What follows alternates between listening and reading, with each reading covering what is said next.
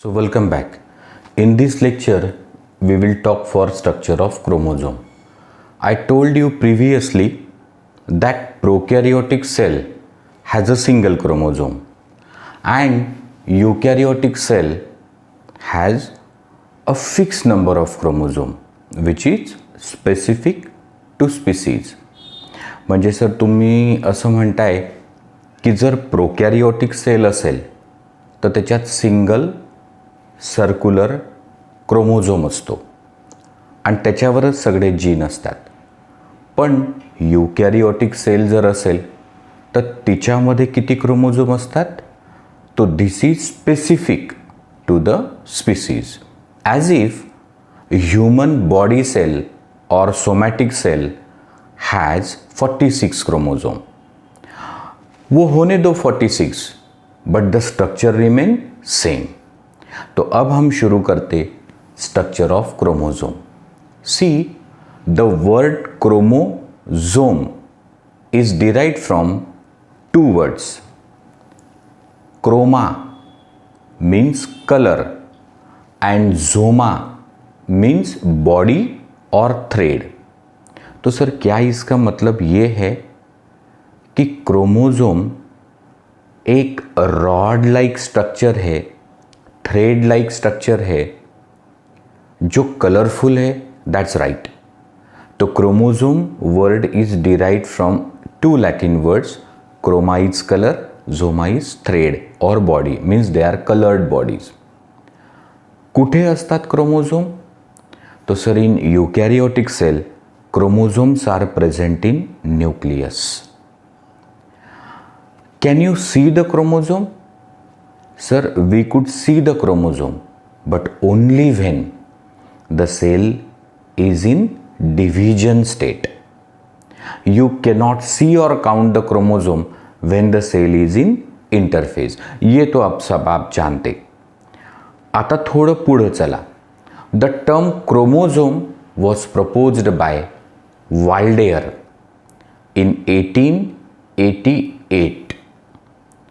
तो हा जो शब्द आहे chromosome to the coloured threads, it was given by Waldeyer 1888 मध्ये.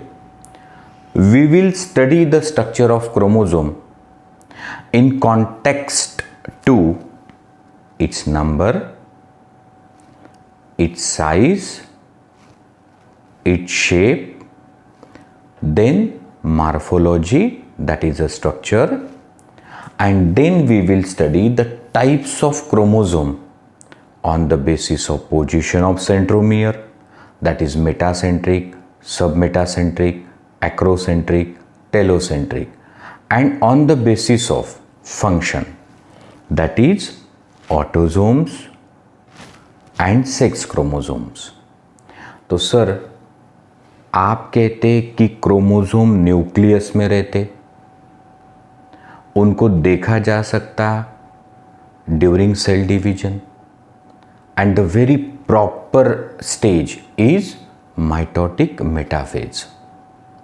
इन mitotic metaphase you can study the morphology of chromosome, you can count them as well. Then you said the chromosome word was proposed by Waldeyer in 1888 and the term is derived from two words, the chroma is color and zoma is thread. तो पहला point, what is chromosome number? So already told, all prokaryotes have single chromosome. म्हणजे सर्व प्रोकॅरियोट मध्ये एकच chromosome असतो. अब रही बात eukaryotes की. In eukaryote the chromosome number is varying, but it is fixed, specific for particular species. जैसे इंसान के सोमैटिक सेल में माने बॉडी सेल में 46 क्रोमोजोम हैं. इसका मतलब दुनिया के हर इंसान के बॉडी सेल में 46 क्रोमोजोम है. अगर ड्रोसोफिला में सोमैटिक सेल में 8 क्रोमोजोम है, इसका मतलब सारे ड्रोसोफिला का chromosome number twice n is 8. तो ये है chromosome number. So 1 in prokaryote and the number is varying for eukaryote, but it is fixed for particular species. अब सबसे important, normally the body cell or somatic cell has 2 set of chromosome in most of the animal and most of the plant. तो sir तुम्ही असं म्हटलं की body cell किंवा somatic सेलमध्ये क्रोमोझोमचे 2 set असतात. जास्तीत जास्त एनिमल्समध्ये, जास्तीत जास्त प्लांट्समध्ये. और यदि उनके बॉडी सेल में 2 सेट ऑफ क्रोमोजोम है, मतलब every chromosome is present in pair, every chromosome is twice, तो you mean that almost all animals and almost all plants are diploid. But suno, there are many plants which are polyploids. अब ये क्या है? तो sir animal आणि plant यांच्या body सेलमध्ये क्रोमोझोमचे 2 set असतात. So that is twice n, 1 set from each parent. पर अगर कुछ प्लांट्स की हम बात करें तो उनमें ये जो सेट्स है वो 2 से अधिक भी हो सकते. For example, banana is triploid. Banana is triploid म्हणजे काय समजलं? सर बनाना के कोई भी सोमैटिक सेल में हर क्रोमोसोम 3 बार है, या क्रोमोसोम के सेट 3 हैं. से द कॉटन और potato is tetraploid. Mug cotton किंवा पोटॅटो हा टेट्राप्लॉइड आहे. म्हणजे कॉटनच्या किंवा पोटॅटोच्या प्रत्येक सेलमध्ये प्रत्येक क्रोमोझोम 4 वेळा आहे किंवा 4 सेट्स आहेत. द ब्रेड व्हीट ट्रिटिकम एस्टाइवम म्हणजे ज्याची आपण चपाती खातो, इट इज हेक्झाप्लॉइड म्हणजे 7 सेट्स आहेत. 6 सेट्स आहेत. और अगर 7 सेट रहे तो हेप्टाप्लॉइड, 8 है तो ऑक्टाप्लॉइड, 1 सेट है तो हैप्लॉइड और मोनोप्लॉइड. वैसे तो haploid and monoploid is not same, but it is beyond the discussion of the syllabus. मतलब जब मैं पॉलीप्लॉइडी विस्तार से बताऊंगा तो मैं एक जगह जरूर आपको बताऊंगा, but I don't want to confuse you.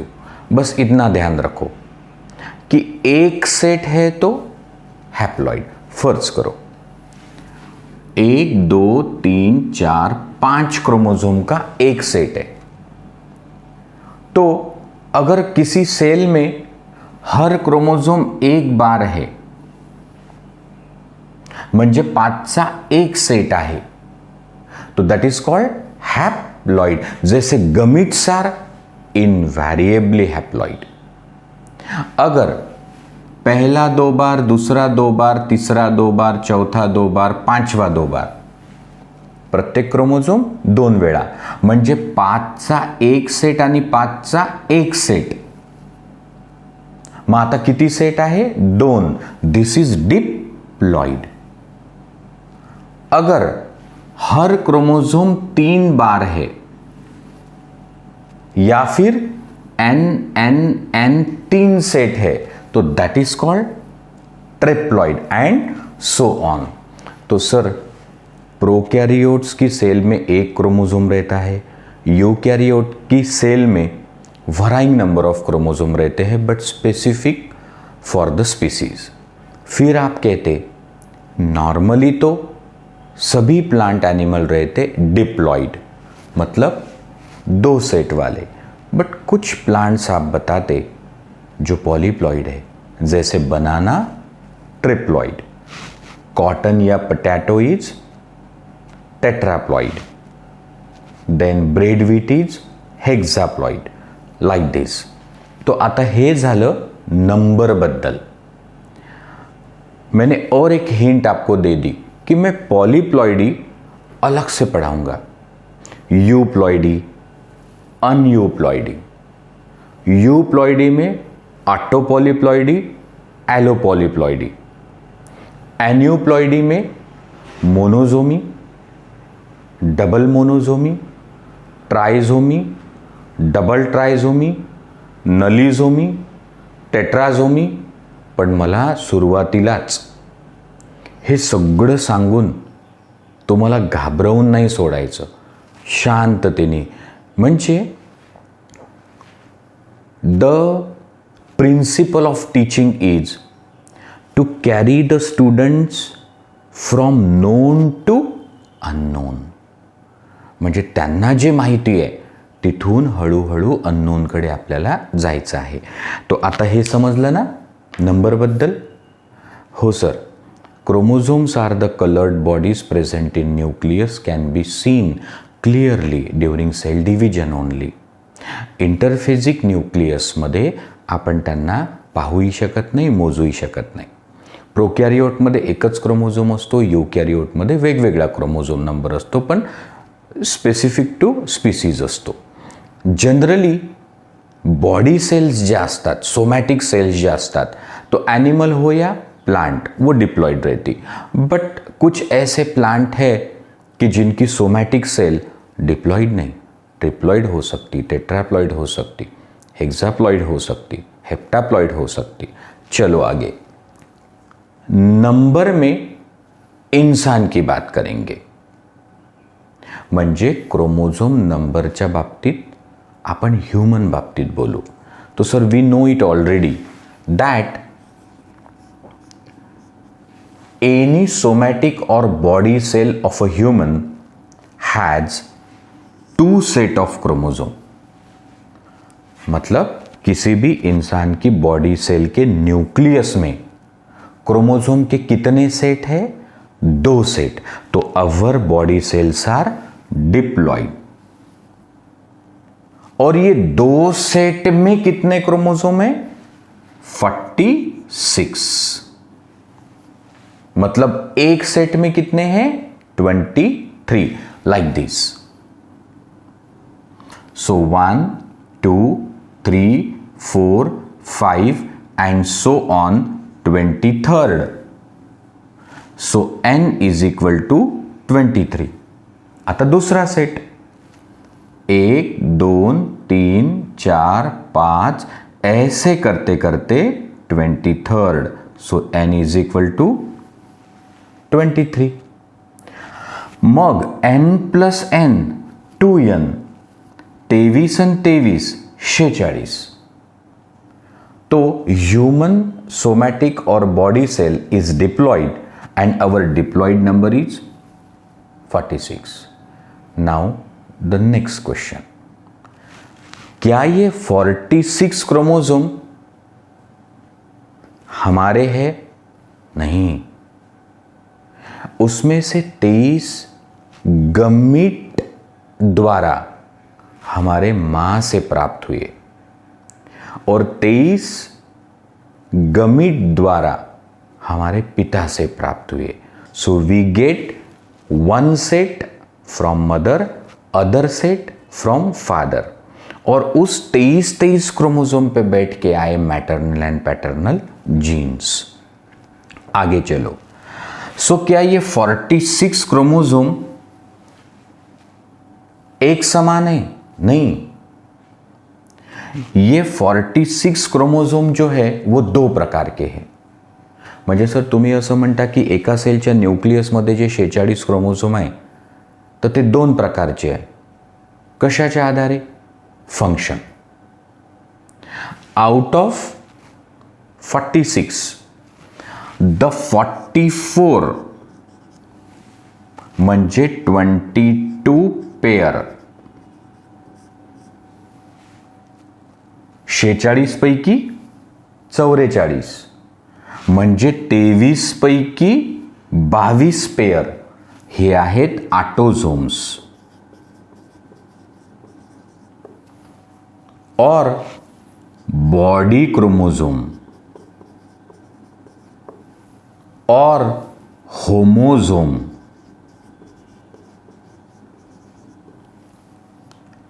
they have nothing to do with the sex, whether a boy or girl.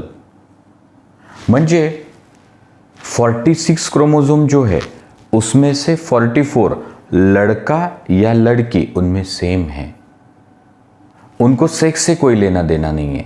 तो सर हे जे 44 क्रोमोसोम असतात तर त्या क्रोमोसोमवर कोणते जीन असतात? 44 क्रोमोसोम पे रहते gene that decide the body character, skin tone, eyeball colour, nostril, hair shape, earlobe, height, intelligence etcetera. त्यांना मुलगा मुलगी याच्याशी काही देणं घेणं नाही. म्हणजे समजा हा एक दादा आहे आणि ही एक ताई आहे. सो भावा बहिणीचे 44 कसे आहे? सेम आहे, काहीच फरक नाही. कारण त्यांना सेक्सशी काही देणं घेणंच नाही, ते तर बॉडी कॅरेक्टर डिसाइड करतात. म्हणून या 44ला काय म्हणतात? ऑटोझोम्स. और सर ये 44 क्रोमोसोम पे जो बैठे जीन्स है, 44 क्रोमोसोम पे जो बैठे जीन्स है, they are transferred along with the autosome. अगर आप ध्यान नहीं दोगे तो ऑटोजोमली लिंक्ड और सेक्स लिंक्ड ये हमेशा आपको तकलीफ देगा. आपने फोकस करना चाहिए. 46 क्रोमोसोम में से 44 क्रोमोसोम ऑटोजोम्स है. उन ऑटोजोम पे जो जीन्स है वो बॉडी कैरेक्टर डिसाइड करते, और माता पिता से बच्चों में ये जब क्रोमोसोम्स जाते हैं तो इसके ऊपर बैठकर जो जीन्स जाते हैं उन जीन्स को कहते हैं linked to autosome. So autosomal linked. जैसे sickle cell anaemia is a genetic disorder. और सिकल सेल एनीमिया का जीन तो है क्रोमोसोम नंबर 11 पे, आणि 11वा क्रोमोसोम कोण आहे? ऑटोझोम आहे. मग सिकल सेल ॲनिमियाचा जीन कोणाशी लिंक आहे? ऑटोझोमशी. म्हणजे जे 44 क्रोमोसोम आहे ना, म्हणजे 22 पेयर. बघा, पहली पेयर, दूसरी पेयर, तीसरी पेयर, चौथी पेयर, ऐसे करते करते 21वीं पेयर और 22वीं पेयर, 22nd पेयर. तो ये जो 22 पेयर्स है म्हणजे 44 हे कोण आहे? ऑटोझोम. आणि याच्यावर जे जीन्स असतील ते ऑटोझोमली लिंक्ड जीन्स असतात. वो जीन जाएंगे तो ऑटोझोम पे बैठ के. अब सुनो, जो बच्चे 2 म्हणजे 1 pair, they are allosomes, sex chromosomes या हेटेरोझोम्स.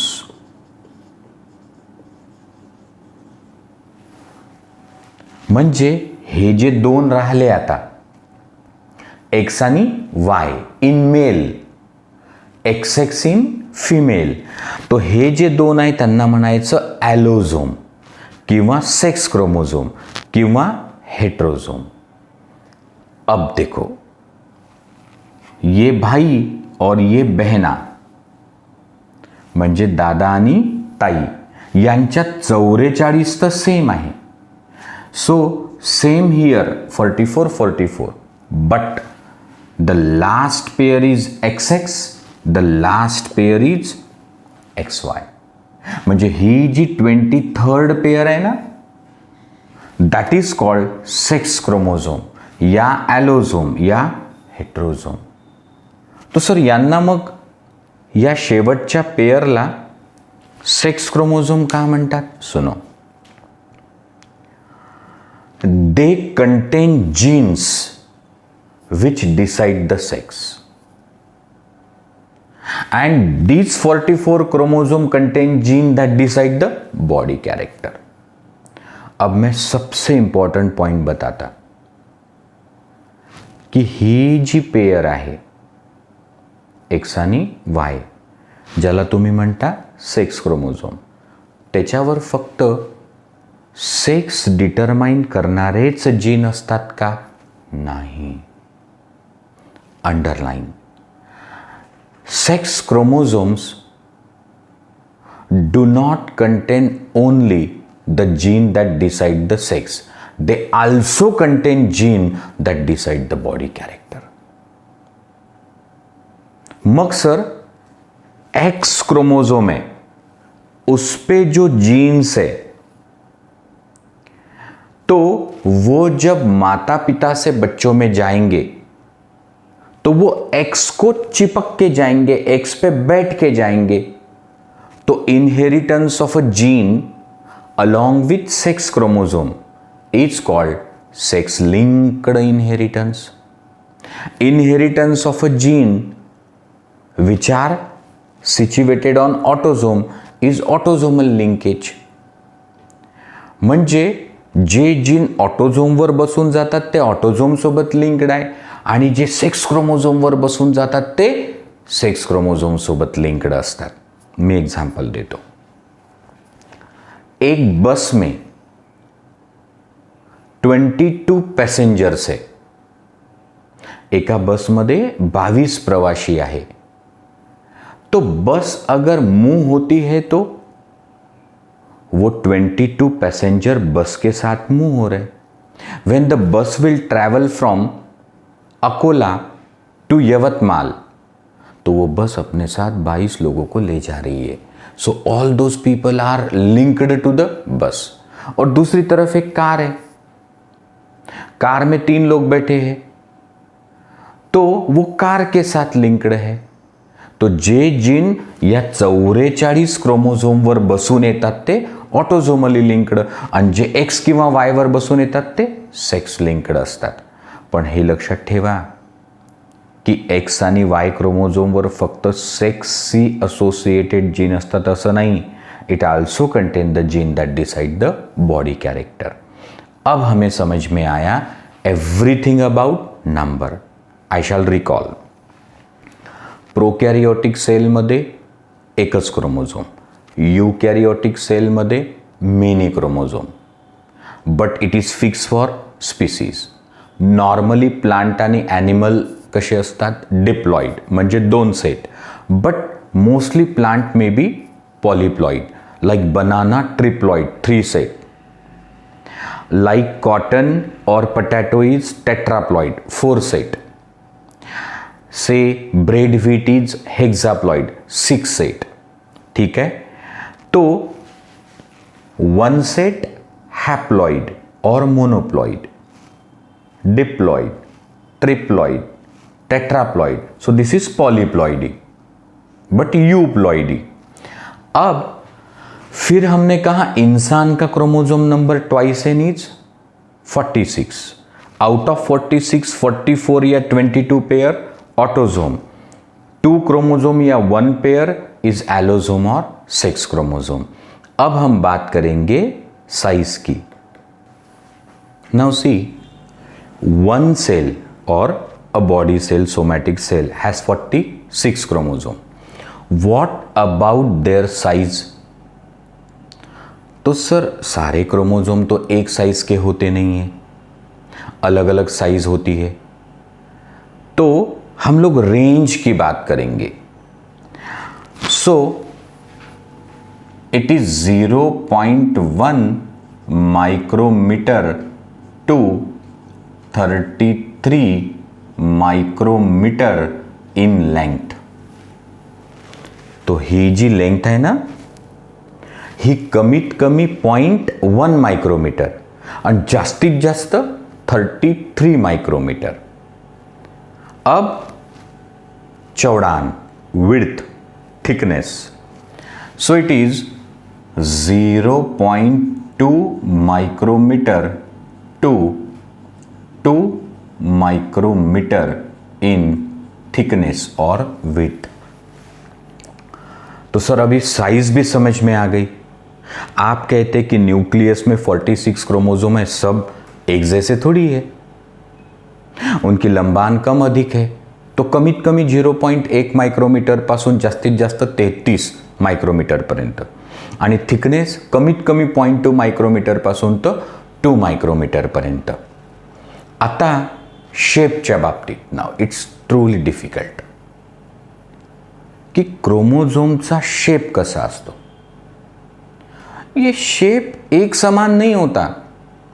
It keeps on changing as per the stage of cell division. सुनो,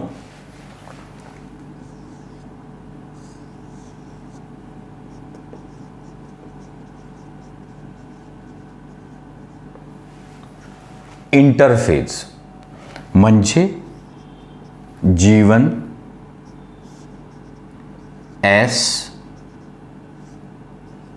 G2. तो जोपर्यंत सेल आहे इन इंटरफेज, तर मग हा एखादा जो क्रोमोझोम आहे हा कसा दिसतो. तो sir in interphase it is highly elongated unbranched coil thread like structure.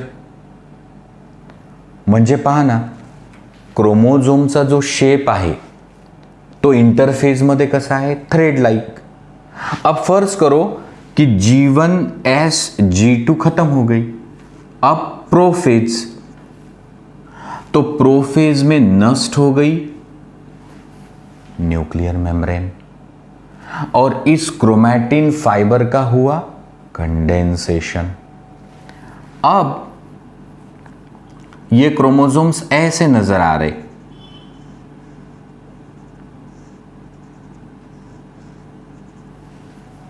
तो शेप बदलला. आता आली metaphase. So in metaphase there is maximum condensation and chromosome can be clearly seen and counted. तो कसा असतो मेटाफेजला क्रोमोझोम. तो सर मेटाफेजिक क्रोमोझोम जो रहता उसको रहते 2 chromatid. So as I told you previously, म्हणजे जेव्हा येता मेटाफेज तर तेव्हा मेटाफेजमधले क्रोमोझोम असे दिसतात. तो ही झाली एक क्रोमाटिड आणि हिची ही झेरॉक्स म्हणजे sister chromatid connected by centromere. तो शेप कीप्स ऑन चेंजिंग. अब आ गई एनाफेज. तो एनाफेज मध्ये तर हा स्प्लिट झाला और स्पिंडल फाइबर ने इसको नॉर्थ पोल उसको साउथ पोल पे खींचा, तो एनाफेज पे वो ऐसा दिखेगा.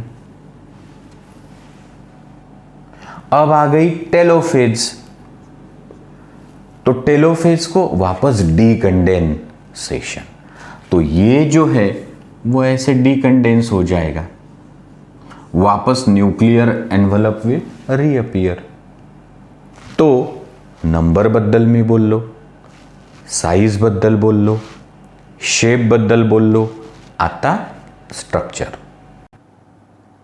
तो बघा क्रोमोझोमचं स्ट्रक्चर कसं असतं. मैंने ये एक क्रोमोझोम निकाला है डायग्रामॅटिक, ॲक्च्युअल नाही. म्हणजे सर ॲक्च्युअली क्रोमोझोम जो असतो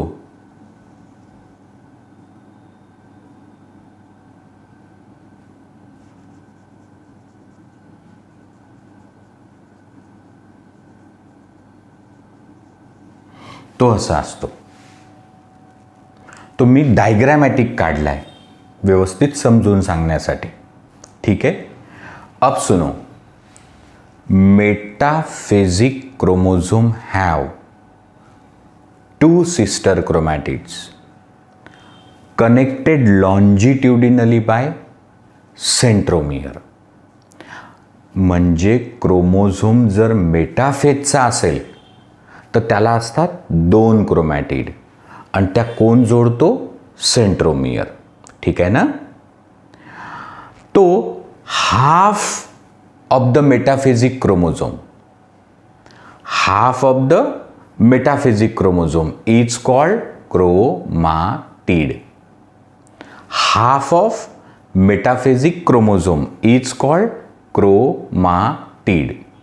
देखो, तो ये एक क्रोमोजोम है,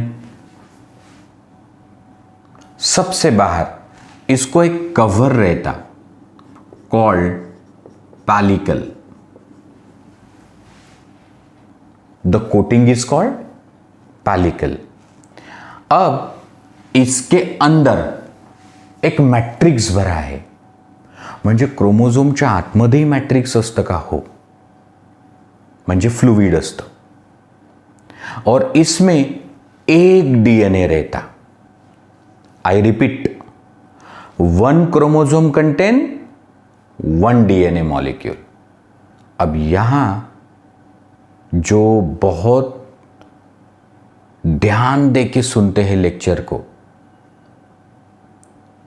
आई will ask them to listen very carefully. Sir, हमारी एक सेल के न्यूक्लियस में 46 क्रोमोजोम है. A somatic cell, a body cell, in its nucleus has 46 chromosome.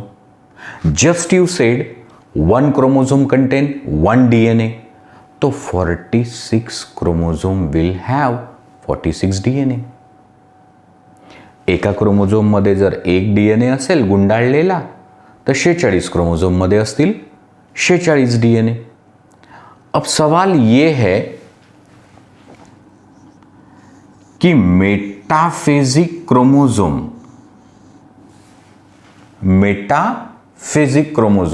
त्याला किती क्रोमॅटिड असतात? 2. तो इसमें 2 डीएनए रहते. इस पे ध्यान दो आप. हे पा, हा आहे क्वाइल्ड एक डीएनए, क्वाइल्ड 1 डीएनए. पण जेव्हा एस फेज मध्ये झालं होतं डीएनएचं डुप्लिकेशन, या डीएनएचं झालं डुप्लिकेशन. तर आता याची ही झेरॉक्स आहे या डीएनएची.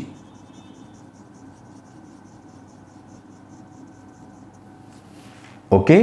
पण असं नाही म्हणायचं की 1 क्रोमोझोम कंटेन 2 डीएनए. नाही, 1 क्रोमोझोम कंटेन 1 डीएनए. पर सर यहां तो 2 डीएनए है, क्योंकि 2 क्रोमैटिड है. उससे फर्क क्या पड़ता है? The genetic information in both the chromatid is same. ह्या बोथ द क्रोमॅटिड मधली जेनेटिक इन्फॉर्मेशन काय असतं? सेम असतं. अब आपको क्या समजा? तो सर तुम्ही म्हणता की प्रत्येक क्रोमोझोमवर एक कव्हर असतं, त्याला पॅलिकल म्हणतात. त्याच्या आतमध्ये मॅट्रिक्स असतं आणि त्याच्या आतमध्ये एकच डीएनए असतो जो हायली क्वाइल्ड आहे. तो 46 क्रोमोझोम मध्ये किती असतील? 46 डीएनए. सर अगर सारे डीएनए को 46 को एक के साथ एक जोड़ दे तो उसकी लंबान होगी 2.2 मीटर. म्हणजे तुमच्या 46 क्रोमोझोम मध्ये जेवढा डीएनए आहे तो जर आपण एकाला एक बांधला तर तो किती असतं? 2.2 मीटर. हे तुम्हाला सगळं मॉलिक्युलर बेसिस मध्ये मी सांगेल. अब ये पैलिकल है, अंदर मैट्रिक्स है, इसमें कॉइल डीएनए है. अब ये जो एंड्स है, दिस इज कॉल्ड टेलोमियर. क्रोमोझोमच्या एंडला काय म्हणतात? टिलोमियर. मग एका क्रोमोझोमला किती एंड आहे? 2, म्हणजे 2 टिलोमियर आहे. पण सर मग मेटाफेजिक जर क्रोमोझोम असेल तर मग 4 टिलोमियर आहे. 1 2 3 4. ठीक आहे ना? बर, तो पैलिकल मैट्रिक्स अंदर डीएनए है और एंड इज कॉल्ड टीलोमियर. अब सुनो, ये जो क्रोमोसोम है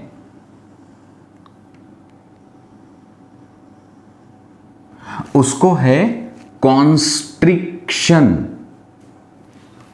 म्हणजे कचका. तो इसे कहते हैं प्राइमरी कॉन्स्ट्रिक्शन. आणि या प्राइमरी कॉन्स्ट्रिक्शनला आपण म्हणतो सेंट्रोमियर. तो सर ये क्या है? तो दिस इज सेकंडरी कॉन्स्ट्रिक्शन.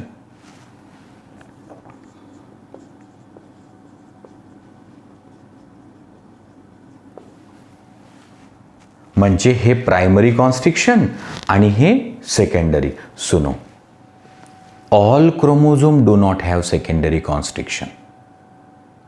सर्वच क्रोमोझोमला प्रायमरी कॉन्स्ट्रिक्शन असतं, पण सेकंडरी असेलच असं नाही. Few have secondary constriction. ठीक है, अब देखो, the part of chromosome after secondary constriction appear spherical. This is called satellite.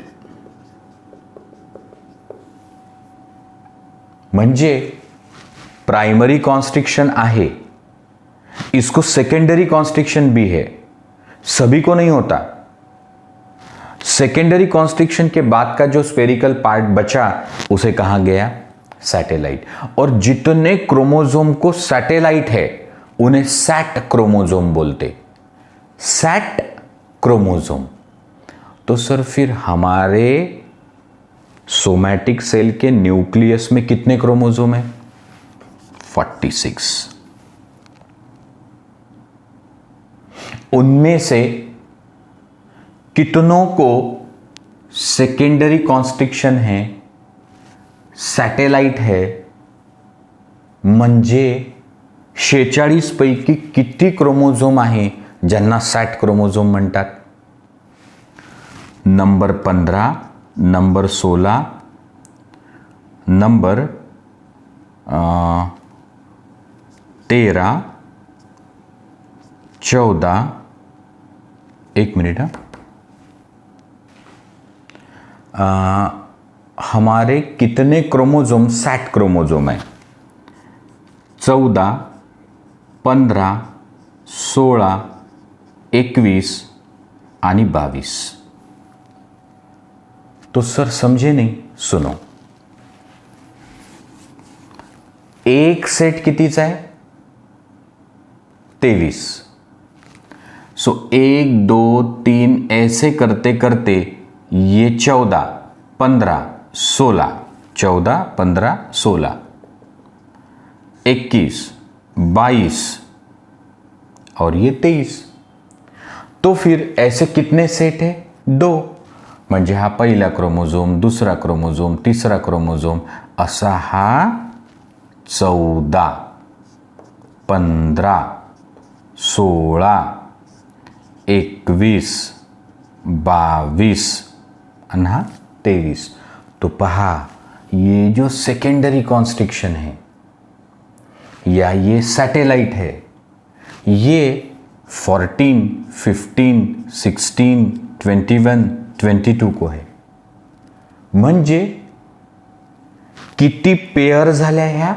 5. म्हणजे किती सॅटेलाइट होतील? 10.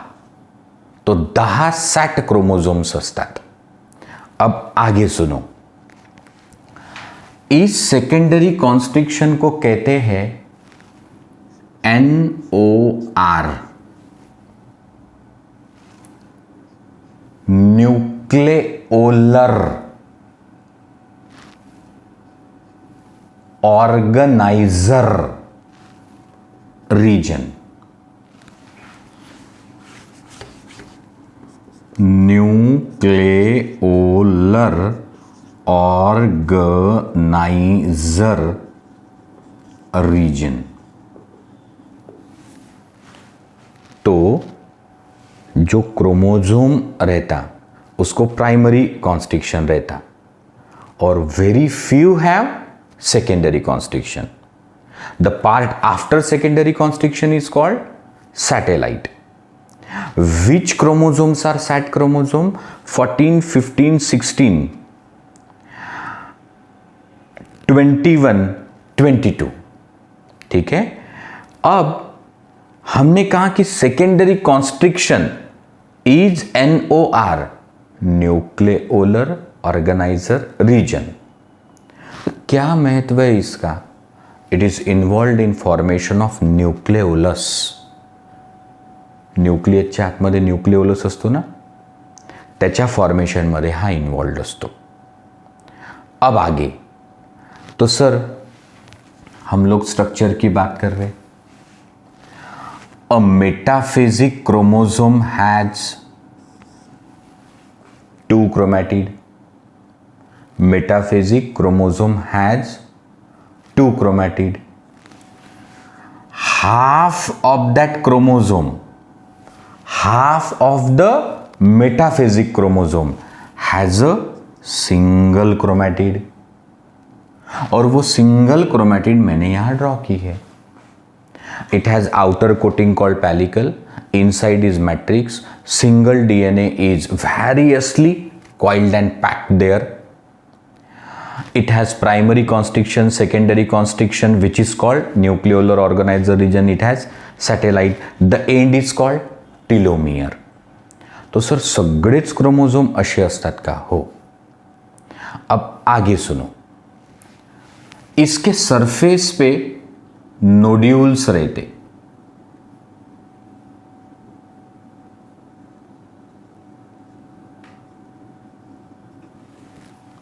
म्हणजे त्या क्रोमोसोमच्या सरफेसवर गाठा असतात। हां, they are called chromomeres. Chromomeres.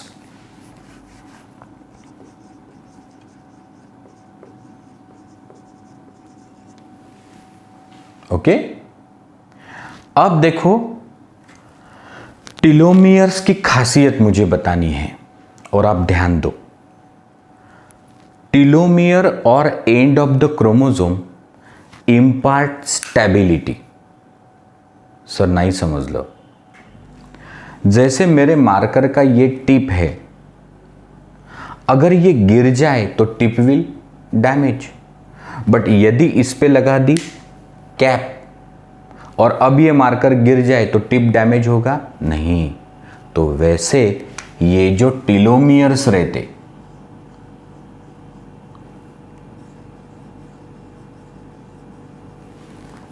They impart stability to the structure of chromosome. इनकी खास बात यह है, they prevent the different chromosome to attach each other. मतलब देखो, फर्ज करो कि यह है क्रोमोसोम नंबर 3, यह है क्रोमोसोम नंबर 5, यह है क्रोमोसोम नंबर 4। तो ये टीलोमियर्स की वजह से एक दूसरे को चिपकता नहीं, but telomere allow them to attach nuclear membrane. तो सर ये नहीं समझा। देखो, ये टीलोमियर है, ये टीलोमियर है, तो टीलोमियर एक दूसरे को चिपकने नहीं देता, बट न्यूक्लियर मेम्ब्रेन को अटैच होने देते हैं। So this is all about the structure of chromosome. तो बोर्ड परीक्षा की दृष्टि से you have to write the board exam as well. So draw and label the structure of a chromosome. तो विल ड्रॉ लाइक दिस। तो telomeres, pellicle, primary constriction, secondary constriction or nucleolar organizer region. This part is satellite and the bead-like structure are called chromomeres. तो यहां आपका structure of chromosome हुआ. अभी हम लोग देखेंगे टाइप्स. अब हमें देखना है टाइप्स ऑफ क्रोमोसोम, पण कशाच्या आधारे? पोझिशन ऑफ प्रायमरी कॉन्स्ट्रिक्शन म्हणजे सेंट्रोमियर. आता बघा, हा एक क्रोमोसोम आहे and centromere is present exactly in the middle. तर याला म्हणतात मेटासेंट्रिक क्रोमोसोम. अब इसके ये जो दो आर्म्स है दे आर इक्वल. बघा, हा कोण आहे? सेंट्रोमियर. तो कुठे आहे? मिडलमध्ये. म्हणजे मग हे दोन आर्म्सची लांबी कशी आहे? इक्वल. तो metacentric chromosome is a chromosome whose centromere is exactly in the middle and the two arms are equal in length. तो सर वो V शेप कैसे दिखता? याद करो, माइटोसिस के एनाफेज में क्या हुआ? तो sir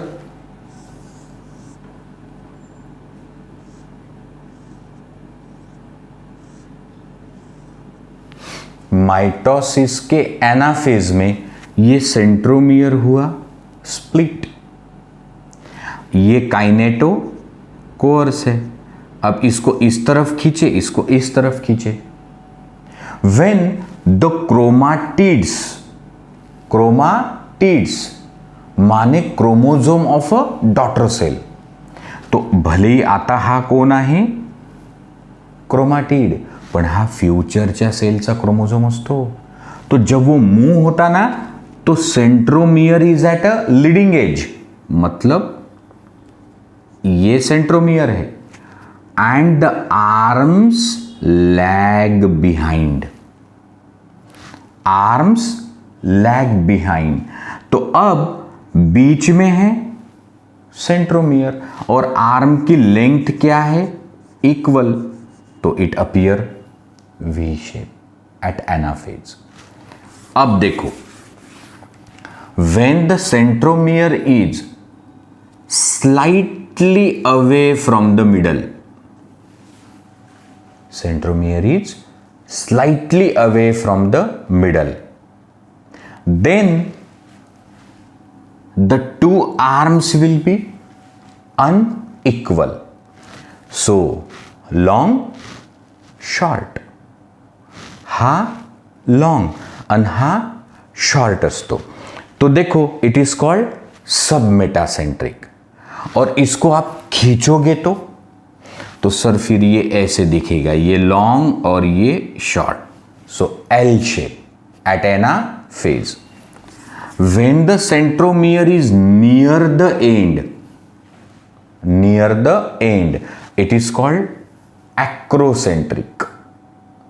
One arm is very very short, other is very very long. अब इसको एनाफेज में कैसे दिखा जाएगा? Like this. So hence it is J shape at anaphase stage. Microscope मधून एनाफेज मध्ये जर पाहिलं तो हा असा एल शेप दिसतो. When the centromere is at end, it is called telocentric.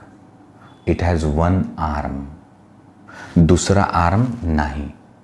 और एनाफेज को वो दिखेगा रॉड शेप और I shape. So depending upon the position of centromere, if in middle metacentric, little away from the middle submetacentric, near one end acrocentric, at the end telocentric. ठीक है. सो ये हुआ 4 types. अब हमको देखना है types of chromosome but on the basis of function. Autosome आणि sex chromosome. तो अगले वीडियो में. Thank you.